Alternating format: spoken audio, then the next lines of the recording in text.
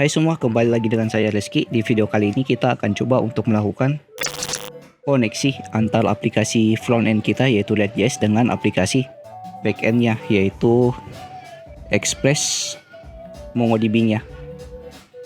Nah, untuk bagian servernya teman-teman bisa ikut saja dari playlist materi dari materi pertama sampai materi ke-19 untuk pembuatan dari servernya atau bagian back-end-nya.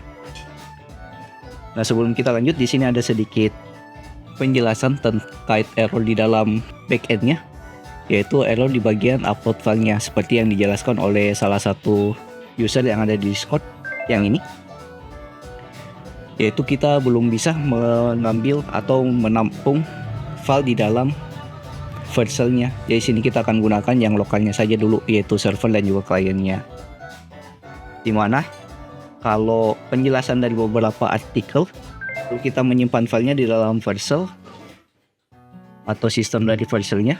Pada saat kita deploy, filenya itu tidak permanen atau bisa saja terhapus secara tiba-tiba kalau kita simpan di dalam Vercelnya. Jadi untuk tata kelolanya nanti kita akan ubah, kita akan simpan filenya bukan di dalam servernya atau di dalam folder public di servernya, tapi kita akan simpan ke dalam penyimpanan pihak ketiga seperti AWS S3, Cloud Storage atau yang lain-lain. Cuman karena penyimpanan pihak ketiganya itu mahal kayak AWS dan juga Cloud Storage, jadi kita akan gunakan yang namanya Cloudinary untuk penyimpanan dari image gambar kita. Nah, kita langsung coba saja mulai untuk melakukan setupnya. Untuk setting Cloudinary-nya kita akan bahas di video yang akan datang. Di sini kita akan coba setup bagian aplikasinya dulu. Kita jalankan kedua aplikasinya ini secara berbarengan menggunakan yang namanya concurrently. Kita bisa masuk ke dalam npm namanya concurrently yang ini, kita buka. Nah, concurrently ini sendiri cara kita untuk menjalankan aplikasi dari klien dan juga servernya secara bersamaan dengan satu perintah nantinya, yaitu npm run dev.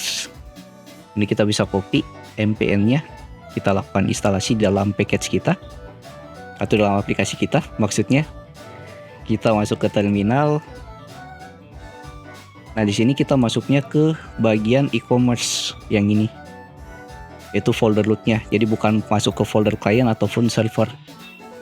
Kita masuk ke folder e-commerce-nya, kemudian kita lakukan npm init dulu. npm init -y untuk membuat package.json-nya. Selanjutnya kita lakukan instalasinya, yaitu npm install concurrently. Enter.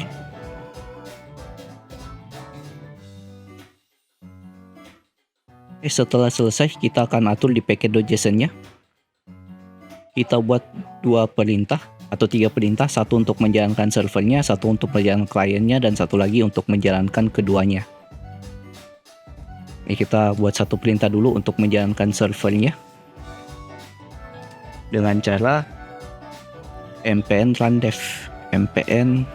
dev yang masuk prefix ke folder server yang ini, kemudian jalankan npm run dev. Kemudian untuk kliennya hampir sama, cuman dia masuknya ke folder client bukan ke folder server. Nah, selanjutnya kita buat satu lagi, yaitu dev untuk menjalankan npm run dev, yaitu menjalankan kedua perintahnya ini, yaitu server dan juga client. Caranya, jalankan dulu concurrently package yang tadi kita install, kemudian backslash, kita jalankan npm run server untuk menjalankan servernya, dan yang ke satunya lagi yaitu untuk menjalankan bagian kliennya. Kita pisah dulu. Nah, ini jalankan npm run client seperti ini. Nah, ini kita coba jalankan dulu berhasil atau tidak. Ke terminal, kita clear, kemudian npm run dev. Nah, ini dia jalankan kedua aplikasinya secara bersamaan, yaitu aplikasi dari kliennya dan juga aplikasi dari backend-nya. Dan dia jalan secara bersamaan secara langsung. Nah, kemudian selanjutnya kita akan coba atur di bagian kliennya. Kita install satu package. Ini kita bisa matikan dulu, Ctrl C, clear, kita cd ke client, yaitu folder kliennya ini. Kita install satu package di front end-nya atau kliennya, package dengan nama Axios, npm install Axios, yaitu untuk mengambil HTTP request-nya nanti dari backend-nya, yaitu endpoint-nya. Kita enter. Nah, untuk Axios ini dia masuk ke package JSON di client. Nah, ini Axios. Nah, selanjutnya setelah sudah terinstall, kita coba buat dulu untuk koneksi antar klien dan juga servernya. Kita bisa buka divide config di sini. Kita coba buat untuk koneksinya menggunakan yang namanya proxy di dalam Vite-nya. Kita bisa buka di web browser, Vite, server, option.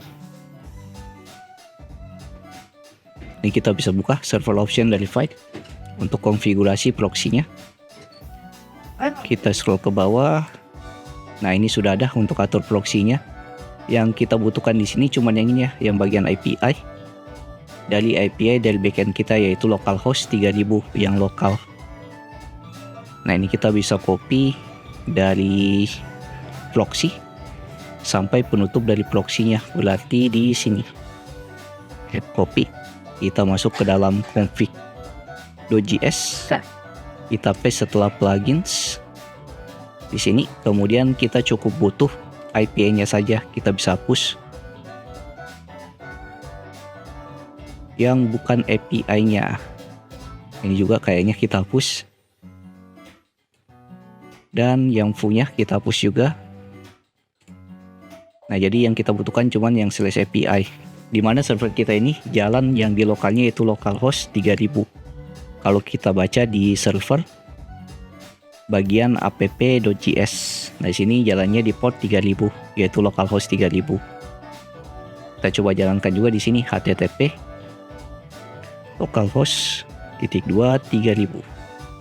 Nah, selanjutnya ini kita bisa hapus clip rate-nya.